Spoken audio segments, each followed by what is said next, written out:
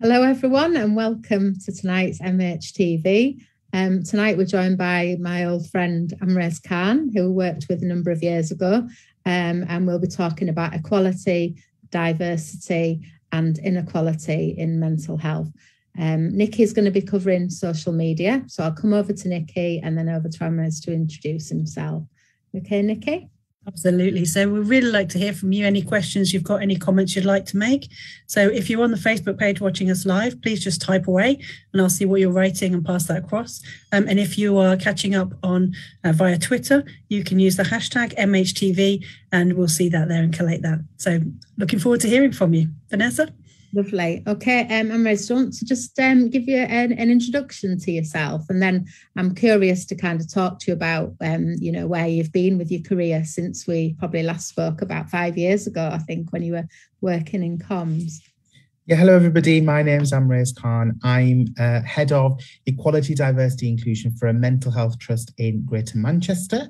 I'm really excited to be here tonight. I have lots of passions around anti-racism education, about supporting people to be the best they can be. And I think ultimately there's a part in here about being kind. So equality, diversity, inclusion is at the core of everything that I do.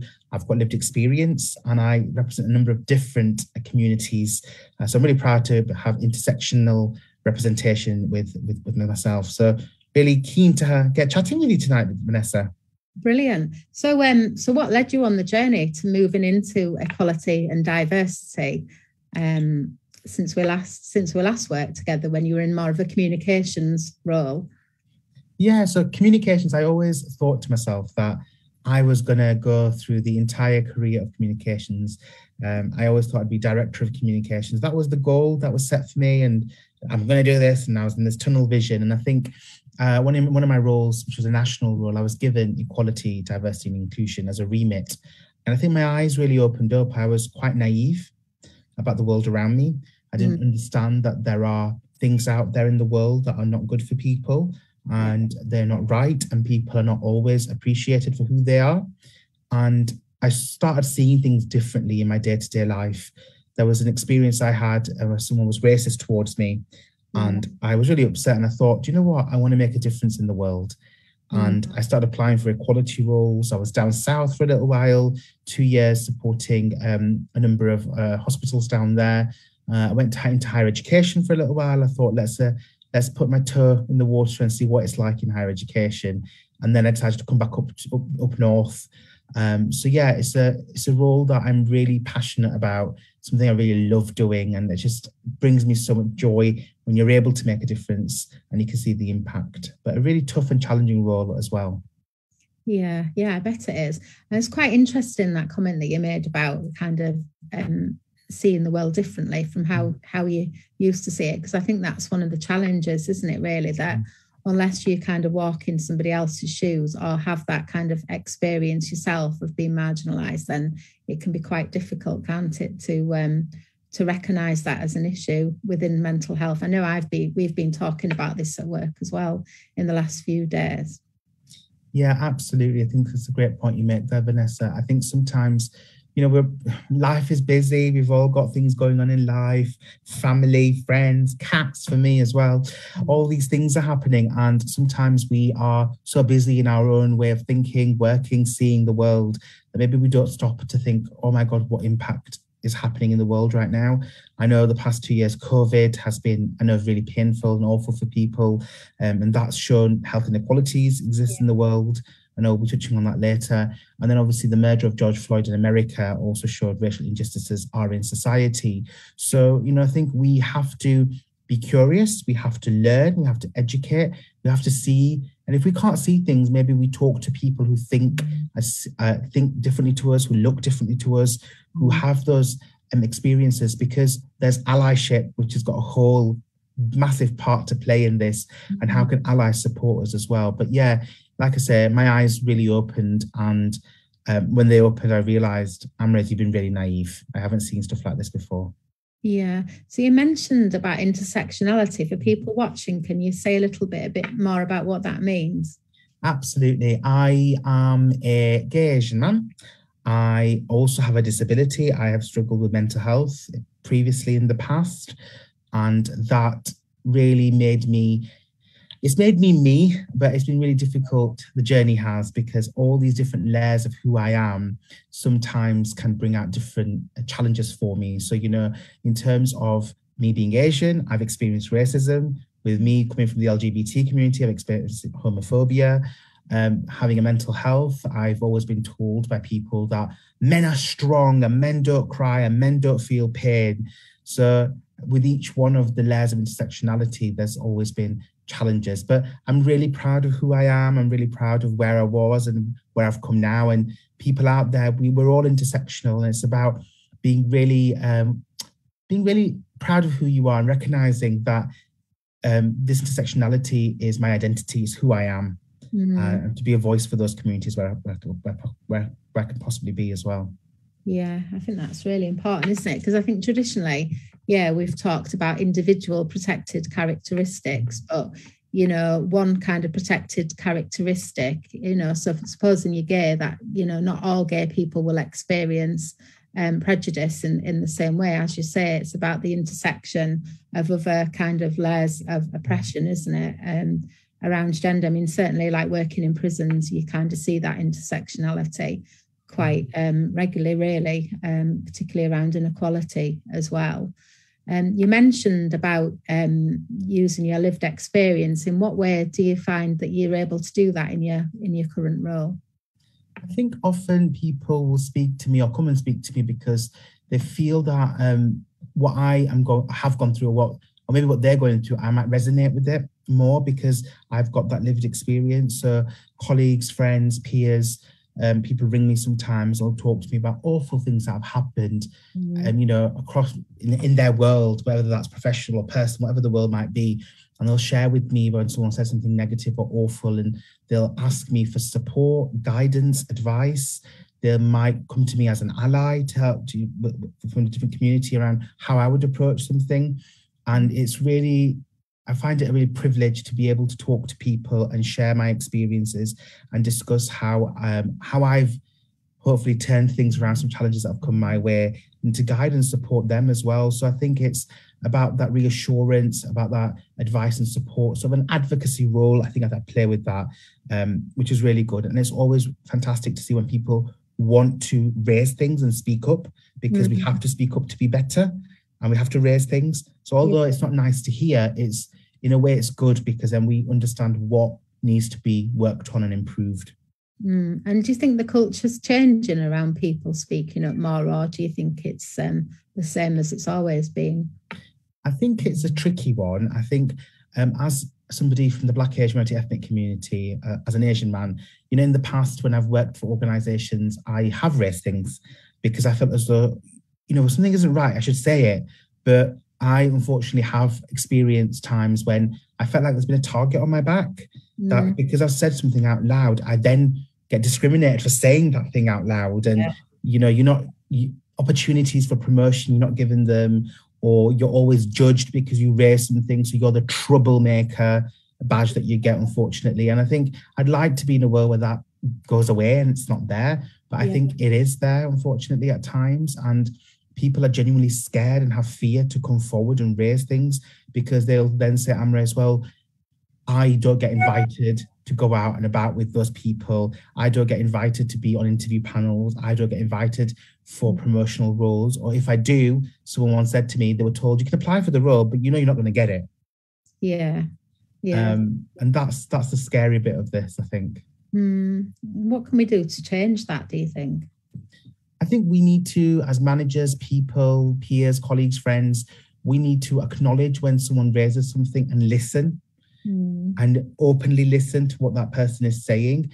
The thing that really annoyed me, I think, was, if I may give an example, when Preeti Patel, for example, and the bullying accusation that's were against her, and Boris said, well, when she speaks to me, I don't have that experience of her.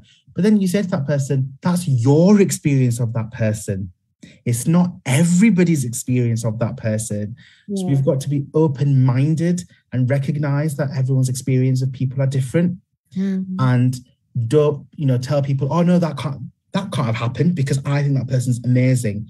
It can happen. We should investigate. We should look into the allegations, make sure it's done in a very respectable, impartial manner. So if you're friends with somebody, you're not investigating them because obviously you'll have a bias towards them and vice versa. So I think it's about really listening, investigating and supporting people in the best way possible. Yeah, I think you're right. And that you mentioned about people not speaking up because of fear of kind of what might happen if they do, or that it might be career limiting. And I think it is really important that you've brought that up as the sort of elephant in the room, that, you know, that is, I think that's a cultural thread, isn't it, really, that people are scared to stick their head above the parapet because of what might happen to them. But I guess if more of us did that, then it would pave the way for there to be a culture change, wouldn't it, I think? It would. And I think sometimes when I talk to diverse colleagues and friends, and they'll say, well, why do I have to raise it? Why is it on my shoulders to raise it? Why can't it be somebody else? And, you know, I was speaking to some friends who are going through times at work and sort of saying to them, you know, you raise it, and I know it's hard, and I know it's challenging, but you be brave, you be courageous, because then you'll pave a way for other people as well. So it's not always, you know, it's about helping others as well as helping yourself too, I think. Yeah, and one of the things we've gotten a lot of trust now are freedom to speak up guardians, haven't we? Which allows people to raise concerns in a more anonymous way. Do you have any experience of that within your organisation? Yeah, we've got a fantastic freedom to speak up guardian who's always around and willing to talk, and very, very confidential. You know, what to anybody else, what he's discussed with people. And I think it's a really important and safe route to have when sometimes, you know, you might go to HR or your union and you're not getting the support you need. Then the freedom to speak up is there. It's like a bit of a safety valve of the organisation. And I think most freedom to speak up guardians report into a director level role on the board.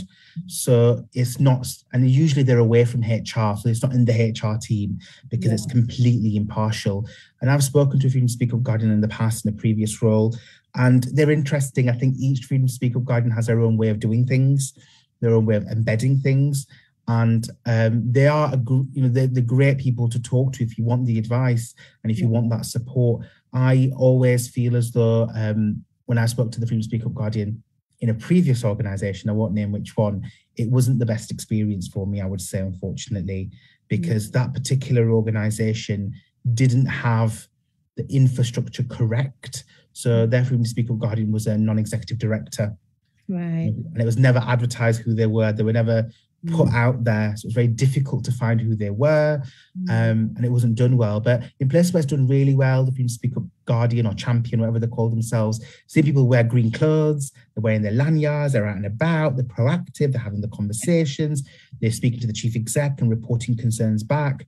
They're talking about what actions can they put in place. They report, monthly, quarterly reports to board of cases and casework. And I think that's where it works really, really well, when the organisation and the senior team are really bought into the agenda, really support the agenda, because of course you need that buy-in to make it work. Yeah, definitely.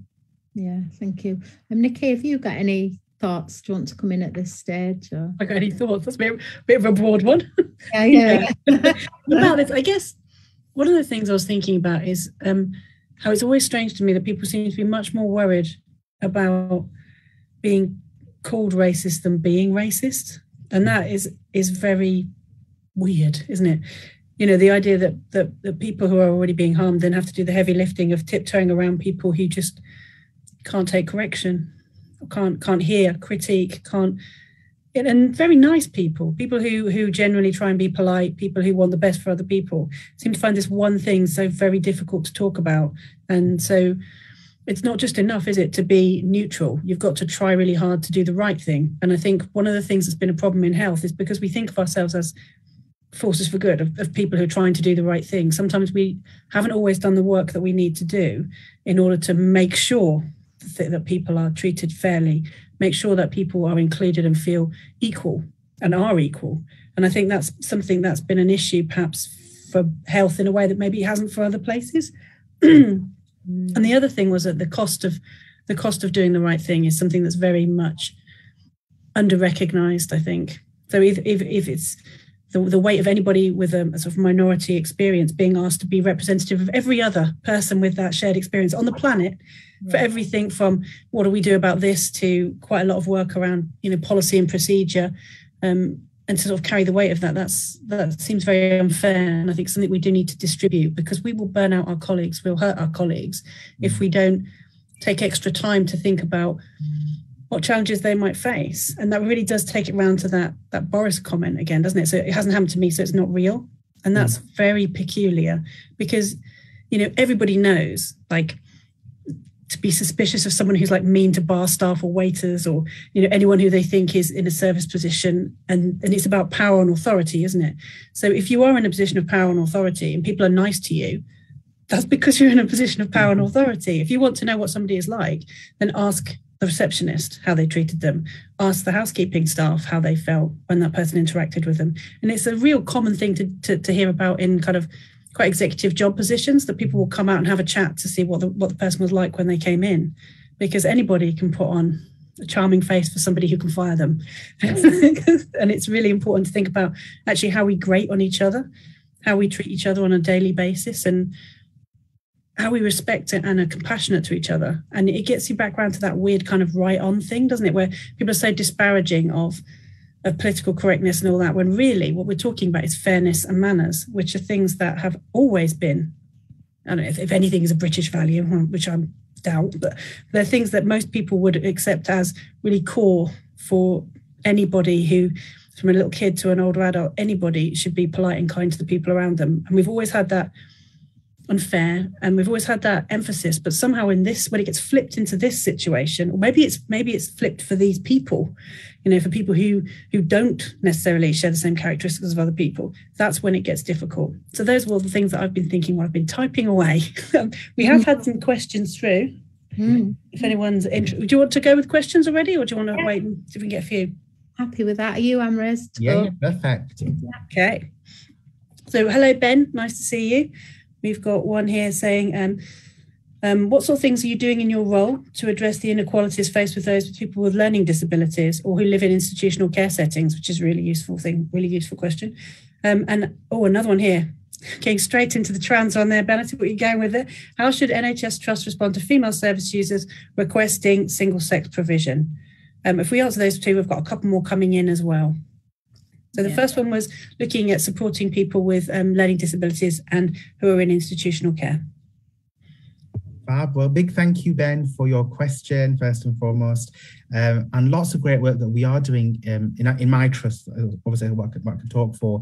I think there's lots of national standards that you might be aware of. There's a learning disability standards that we have to, as an organisation, respond to and explain what we are doing with people with learning disabilities and how we support them. One of the big pieces of work we're doing is a national collaborative piece of work. I won't go into too much detail because there's quite a lot of NHS jargon that we love, but essentially we're working with the local communities to understand where the health inequalities exist and implementing some changes and then reviewing those changes over the next 3 years. So Quality Improvement Collaborative. So that means working with our local communities. So we're really, really keen to work with community groups and service users and ensure that their views are heard, that we recognise both positive and if there's negative or concerning issues, that we recognise what they are, and we work with our service users to embed a meaningful change and to make those changes for people as well. I think, health inequalities, sadly, were there before COVID. COVID-19 has shone a light on them and has brought them out more. And we remain constantly dedicated and committed to doing what we can to reduce them. So sometimes I think it's about looking at services directly and sort of saying to yourself, this service, how will this impact a person from a particular protected characteristic? In this instance, we're talking about learning disabilities. So there's a number of different processy things that we do. Again, I don't want to bore you, Ben, but something called an equality impact assessment is when the service manager and colleagues sit down, and whenever they're making a decision on a service, they will go through it. They will look at how it impacts people from particular protected characteristics. They will look at data. They will look at speaking with service users to embed those areas of mitigation and concern to make the service better. Those are some of the things that we're doing at Pennine Care, where I work currently, but it's not the be-all, end-all. I think there's a lot more that we can do, and we should be working with, for example, MenCap and other charities out there to look at how we can become better as well. Hopefully that helps. I think you're right. I think one of the really important things is to make sure people are able to speak for themselves, talk to rather than about, isn't it? With a key thing there. The second one is, how should NHS respond to female service users who request single-sex provision? And there's also something we were talking about beforehand, I think wraps into this as well, which is maybe thinking about conversion therapy as well, which is something which is a hot button issue at the moment. Yeah, again, lots of thoughts on this. And firstly, my heart goes out to anybody who is suffering at the moment with things that are happening in the world. The world doesn't seem to be a good place for people from trans communities. And I just want to say, as a proud ally, I stand shoulder to shoulder with our colleagues, friends, peers, and service to the population. I think in the NHS, we need to be doing more work, looking at our policies in particular, to ensure our policies are more inclusive. We should all have a trans policy in place that shows our staff what is the process and procedure, and the wishes of our service users should be met. We make sure that if somebody wants to be in a female ward because they identify as female, they should be put in a female ward without question. It shouldn't be something we challenge or something we ask. We should respect people for who they are and value people for who they are. So, at the trust that I work in, we are, again, working with some service users. Again, we're hugely big about service user involvement because they're the people who are experiencing and have got personal lived experience. And we are developing a policy. We're looking at some education and learning and training for staff in particular, so they understand and they are more aware of things. We are also doing some work with local partners like the LGBT Foundation, looking at working with an organisation called Sparkle, which I know is a trans organisation, Mermaids, for example, and the Proud Trust. So they can hold us to account as well, and they can tell us what we're doing right and wrong. Sometimes it's having that impartial view that gives you that thought and idea. And recently we've started looking at working with Stonewall as well in terms of trans rights and trans support and how we can be better as an organisation. I think our services in the NHS, they were developed, ages ago, and the one size doesn't fit all. It doesn't work. So we need to constantly look at our services and recognise where we can make things better. I've got trans friends who've told me about their poor experiences of mental health services and what they've gone through. And I am really keen to listen to people and, like I say, look at how we can make things better. In terms of the conversion therapy, again, I'm disgusted, I'm heartbroken, I'm upset, I'm frustrated for my beautiful, fantastic trans colleagues, friends and siblings out there and what they're going through right now, because it's not right.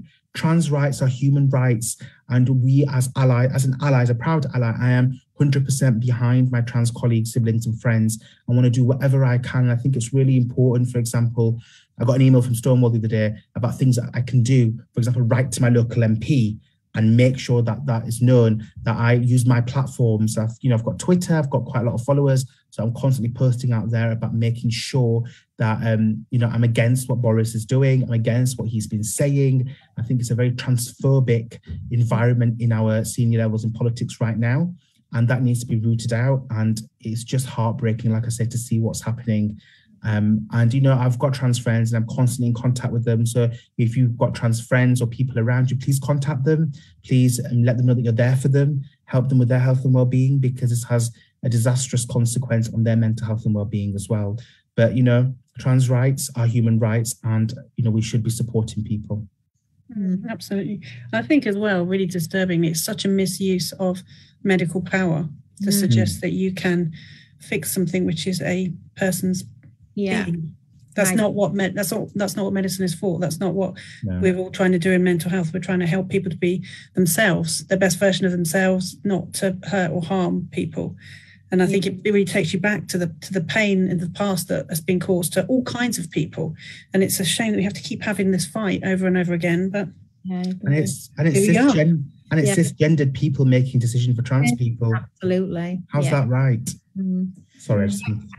I have an issue really about transgender sitting within mental health, to be honest with you, because I think that makes a fundamental assumption that if you're transgender, it's almost saying that it's a mental illness, when clearly, you might have some, mental health difficulties associated with, some of the things that you experience by being transgender, or you might have a mental health problem, but that doesn't necessarily mean it's directly attributable to being transgender, and that transgender in itself is a mental health issue. And therefore, you know, I have a whole issue about the way we associate it with mental health and the way transgender sits within mental health services. And I think, it's exactly where we were with gay and lesbian colleagues 20 years ago. Yeah, it is, isn't it? It is exactly the same kind of dynamic, really, that we're recreating. And I think in some ways, you know, creating single sex wards was good in some ways, but in others, it's created another layer of complication, hasn't it? And I think it's this whole like binary thing that you're either male or female as well, that we kind of need to challenge a little bit as well.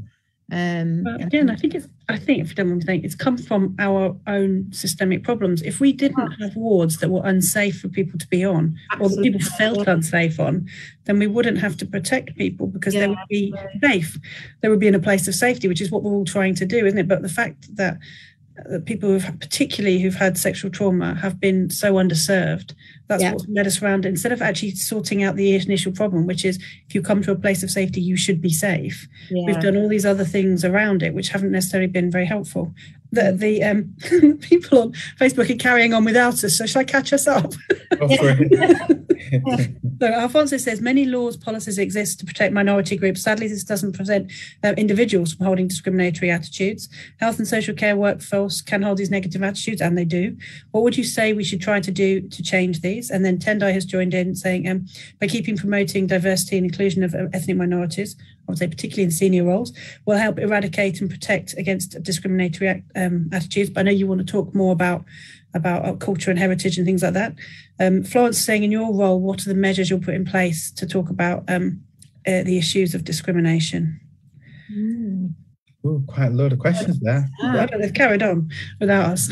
It's great. They're getting involved. This is obviously what helps to shape the conversation and wherever I can come Absolutely. in. Just remind me of the first question again, Nicky. So, what do we do about individual people in the workforce holding negative attitudes? What can we do about it?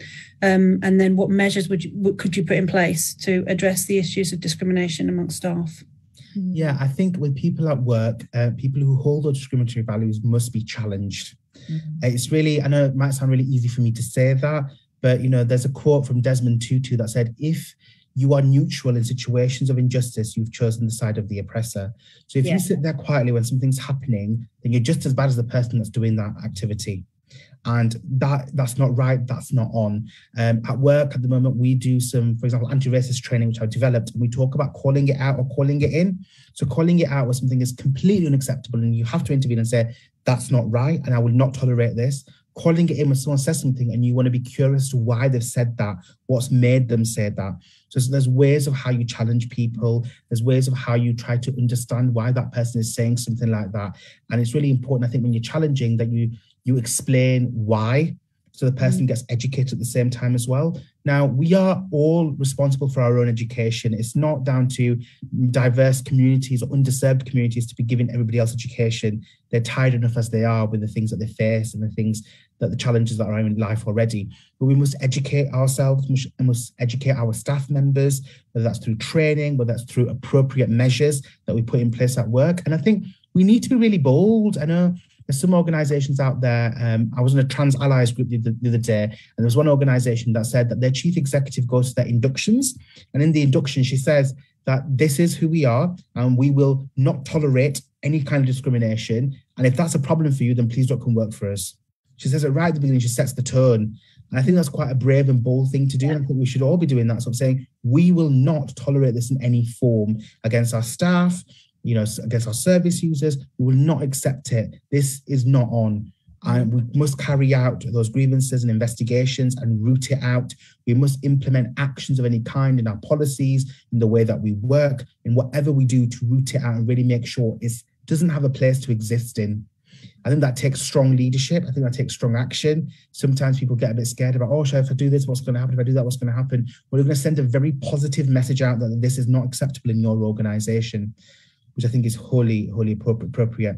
In terms of where I work, in terms of the actions that we've undertaken, we are looking at making anti-racist training, for example, mandatory, and possibly looking at the moment having mandatory equality, diversity, inclusion days where staff have to attend. We're looking at having hiring managers with mandatory training around unconscious bias, anti-racism work, so they are aware when they go into the interview recruitment process that what they're how they're thinking, how they're feeling, having diverse interview panels, right? It's basic, simple things like this, but it's still not in the 21st century. But making sure that we advertise in different places, not just NHS jobs, because not everyone goes there. And people who go there might not be from the diverse backgrounds and communities that we need. So, for example, if you want somebody who's LGBT, maybe you could do an advert in Pink News. If you want somebody who's BAME, maybe you do an advert with The Voice, for example. There's other boards out there, and working with our communities. So sort of going to community forums and networks, building trust and relationships, and saying to them, their roles come out, would you promote it in your community for us, so we can get true diversity coming through into our workforce. And I think it's also really important when it comes to employee relations cases. We have diversity of chairs on grievances and disciplinaries. People are, people see themselves represented, because if someone can see themselves represented, so our chair says, if you can see us, you can be us. And representation is so important. It's key. I work in an organization where I'm really lucky to have a diverse board who I report into, who understand the concerns and areas, who get the agenda, and that can be quite difficult sometimes as well. So lots of things that we're doing there as well. And that, again, is not the only stuff that we're doing. There's a whole load more of things we're doing, and I could talk for the world. So I'll stop there, Nicky, in case you've got any more questions. I'll let you know if any come in. Thank you very much. Mm-hmm.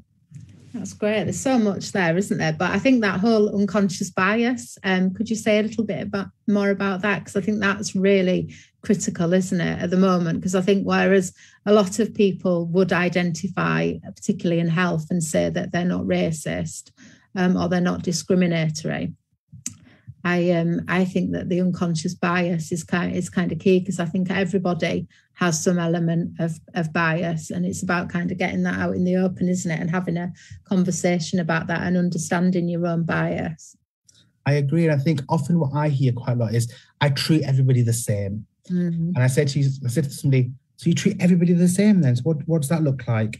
There's a lovely image if you go on Google, when you put in equality, diversity and inclusion, you might have seen it, but there's two sets of people at a football match with a fence in front. And if you're treating everybody the same, you're giving everybody the same barrel to stand on, but the short person will never get to see that football game. Yeah, so it's not about treating people the same, it's about treating people equitably and fairly.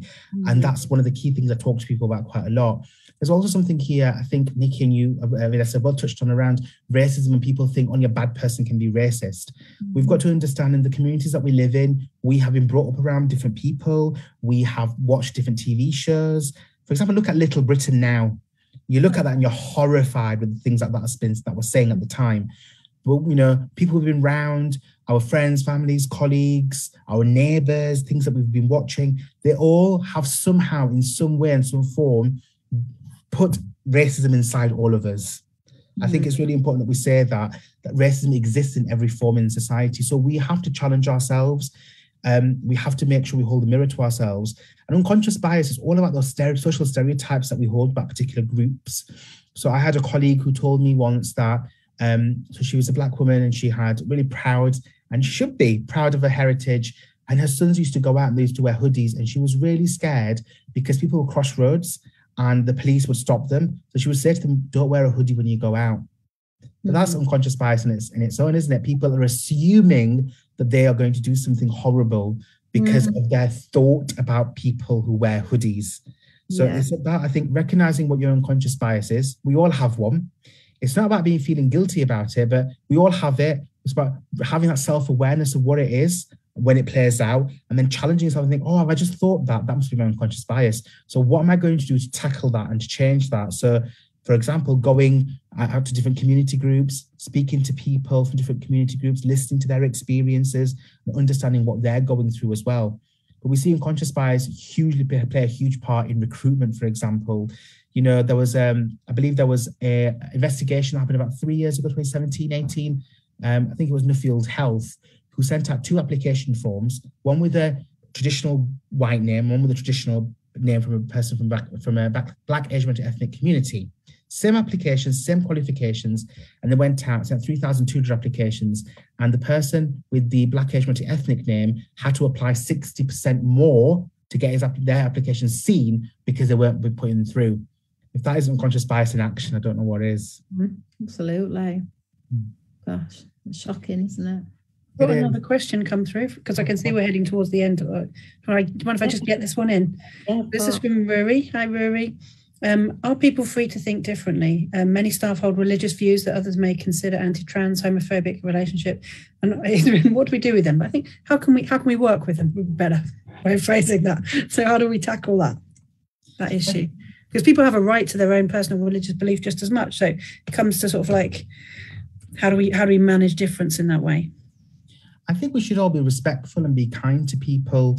And if you believe in a particular religious belief or faith, that's your belief to believe in. But when we go out and about, we have to be respectful to one another, and we can't be, I mean, there's something happens in Manchester quite a lot when I've been in the central Manchester, where there's somebody talking about Christianity and they're constantly saying, oh, being homophobic will take it to hell. It's like, if that's what you believe, you keep that in your mind. I don't want to hear it. Why are you telling me that? To make me feel awful and bad and make me feel quite small, and then it leaves me to go away with those that sort of weight on my shoulders of how I feel and what I'm thinking.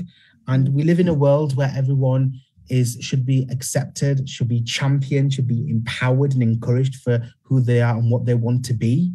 And you know, I have friends and colleagues who are really, really religious, and they will always say to me, you know, that's your life. You live your life the way you want to live it, and that's I think how it should be. I shouldn't be forced to behave or think or act differently because somebody else wants me to, because of whatever reason that might be. I should be able to sort of say, this is my life, I'm gonna live it like this, you live your life like that, that's absolutely fine. We should be able to coexist in this beautiful, diverse world without having to hate each other, without having to be nasty or awful towards one another. I guess the ultimate thing I want to say is just please be kind. Please be kind. I don't know if that answers the question, but that's just a thought I have. I wonder if sometimes these sort of like kind of the hurtful things that people say and do comes from the fact that they're living in quite monocultural lives.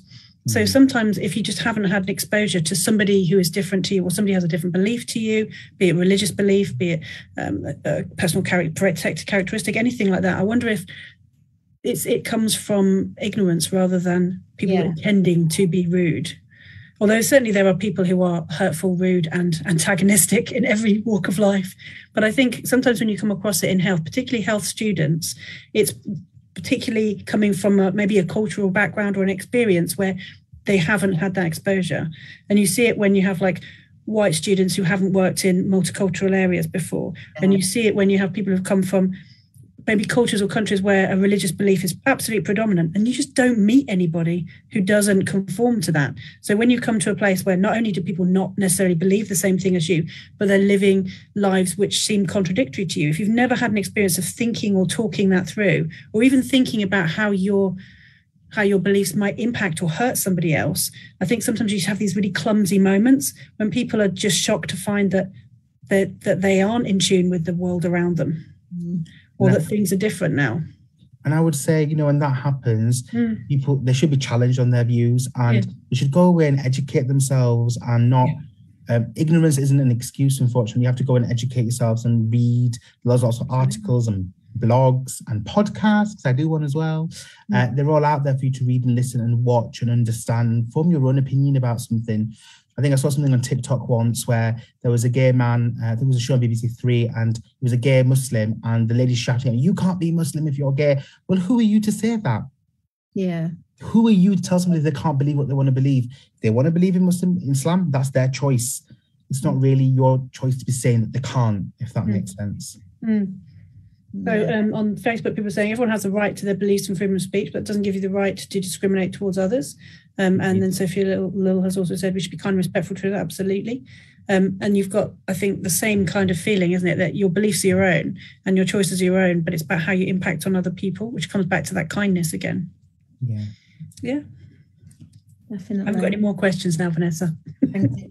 Now, I just because I'm aware we're running out of time, and I think it's important to ask you about your podcast, Amraze, because that's something that you've started recently. Do you want to say a little bit about that before we finish? Yeah, thank you, Vanessa. I have launched a podcast called The Equality Lens, available on Amazon Music, Spotify, Apple, all the main sort of streaming platforms.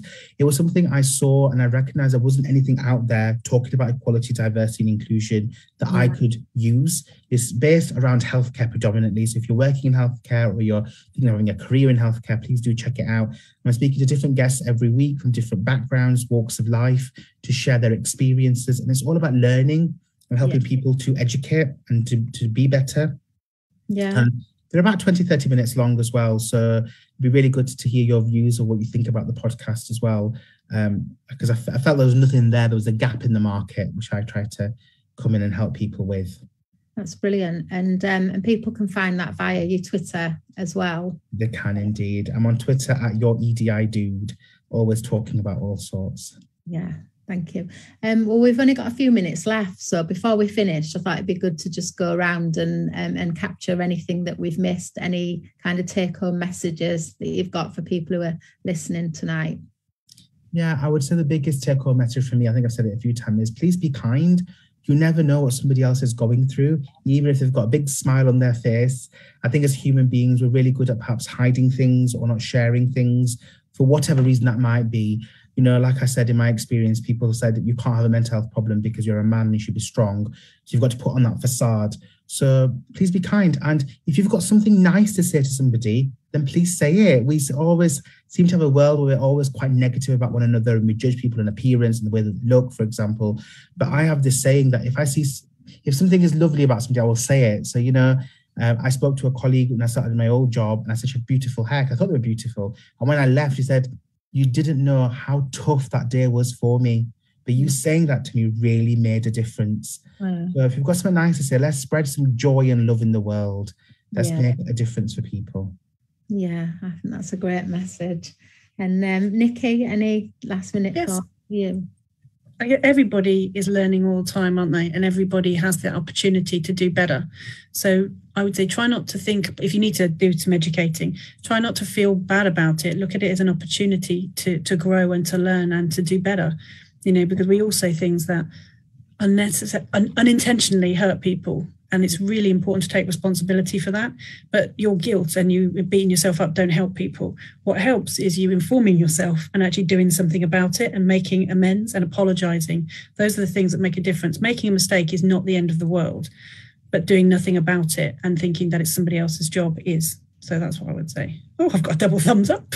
Thank you very much. Yeah. See if you can get 3 thumbs up, Vanessa. Under pressure now. No, I mean, I agree with everything that's just been said, really. And I think the whole point that we've made tonight about unconscious bias is really important. And, you know, the need for us all to kind of check our own privileges, whether that's about race, class, gender, sexuality, whatever. I mean, certainly, you know, I always think about my children because they were born in Bradford, which is obviously very kind of diverse community. And when we moved to York and I went to my son's first parents' evening, they said to me, oh, he's very good at RE, isn't he? And I thought, good at RE, you know, we don't go to church and things. And what I kind of established was that aged 7, I think he was at the time, he knew all the festivals. The reason why he knew all the festivals was because he lived in Bradford. The reason why it was so striking is because he was then at a school in York that I think was something like 98% white. So there's just an example where I think that, you know, the school, the sort of teaching community aren't kind of overtly racist, but at the same time, it's about kind of what Nicky was saying earlier, that if you're in a white community, that you might not really be aware of your own kind of bias and narrow kind of focus.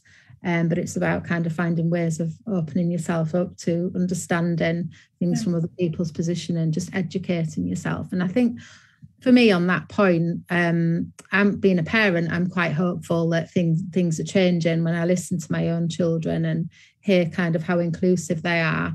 And they don't, there've been experiences of, you know, other children who've been transgender, non-binary. And to be honest, the way they talk about it is just the way they talk about any other child. There isn't that same kind of demarcation that maybe we've made in previous generations. So I kind of feel hopeful that with the new generations, things are starting to shift a little bit and hopefully that'll continue. So that's what I would say. Good note to finish on, yeah. Yeah, I think on that note, I think we're out of time anyway, aren't we? So I think that's been a really interesting discussion and it's been good to see you again and to hear about the work that you're doing. And certainly, you know, we'll stay in touch and people can follow your story on Twitter and your podcast as well. And we'll end there. And I think next week we're on holiday, aren't we, Nicky? Because it's Easter, but we'll be back soon. All three of us are going off together. Me, Vanessa, and David, off to Benidorm. Yeah. Yeah, exactly. Don't forget my invite, ladies. I want to be there as well. Yes, yeah. Come and join us. Okay, thank you. And we'll say good night. Good night all. Bye.